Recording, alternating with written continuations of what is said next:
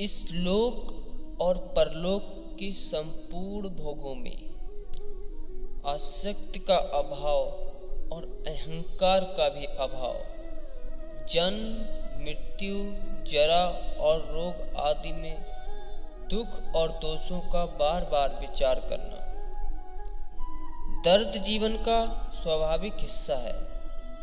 जन्म स्वयं दर्द के साथ आता है और मृत्यु भी दर्द के साथ आती है। जीवन उतार चढ़ाव, सुख दुख की यात्रा है। इस भौतिकवादी समाज में संतुलित जीवन जीने की चुनौतियों और प्रयास भी एक प्रकार का दर्द है। इससे बच नहीं सकते।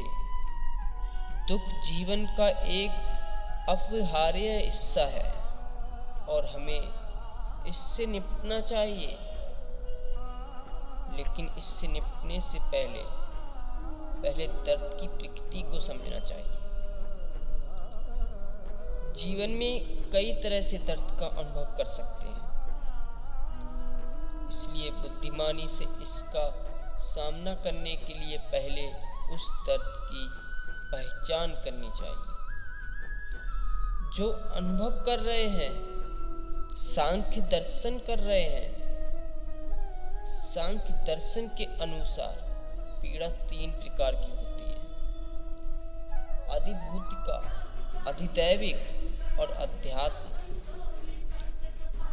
अधिभौतिक पीड़ा जो संसार के अन्य प्राणी हम पर थोपते हैं। सच्चा दोस्त धोखा दे रहा है या परिवार का सदस्य जब उनकी सबसे ज्यादा जरूरत है आपके पास नहीं है। यहाँ तक कि बीमारी या जानवरों या कीटों द्वारा लाए गए रोग भी परेशान कर रहे हैं। अधिदैविक पीड़ा ऐसी पीड़ा है जिसके पीछे छिपी वजह को पहचानना समझ से परे है। बाढ़ और तूफान जैसी प्राकृतिक आपदाएं दुनिया भर में लाखों लोगों को अथाह पीड़ा पहुंचाती हैं।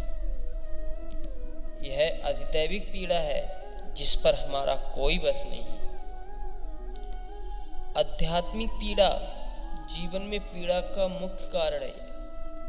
यह हमारी लाई हुई पीड़ा है। यह मन और शरीर के ठीक से काम न करने का परिणाम है और सकारात्मक सोच की कमी जीवन में असफलताओं और अक्षमताओं की ओर ले जाती है, जो काफी परेशान करने वाली हो सकती है। बहुत से लोगों में भरोसे, सहनशीलता और मनोवैज्ञानिक सहन शक्ति की कमी होती है, क्योंकि उनमें शांति प्राप्त करने की प्रबल आध्यात्मिक इच्छा नहीं होती। इनमें से हो सकते हैं कई कारण। एक बार जब दर्द का कारण ढूंढ लेते हैं तो हम उसका समाधान ढूंढ सकते हैं।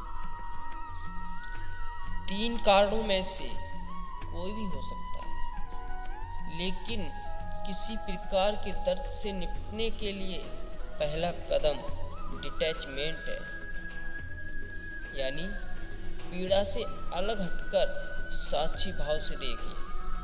अहंकार और सांसारिक आकांक्षाएं आध्यात्मिक दुख का प्रारंभिक कारण है।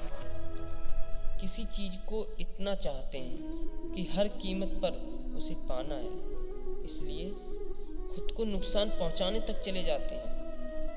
जब भी ऐसी पीड़ा हो तो खुद से कहिए, इसे छोड़ो और आगे बढ़ो। परेशानी से मुक्ति। इंद्रियों के विषय के प्रति वैराग्य विकसित करना होगा। हर स्थिति में खुद को भावनात्मक रूप से शामिल न होने दें।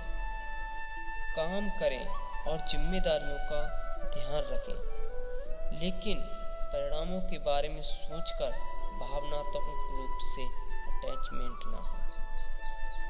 किसी भी स्थिति या व्यक्ति के बारे में ज़्यादा ना सोचें जिसके कारण आपको परेशानी हो रही है।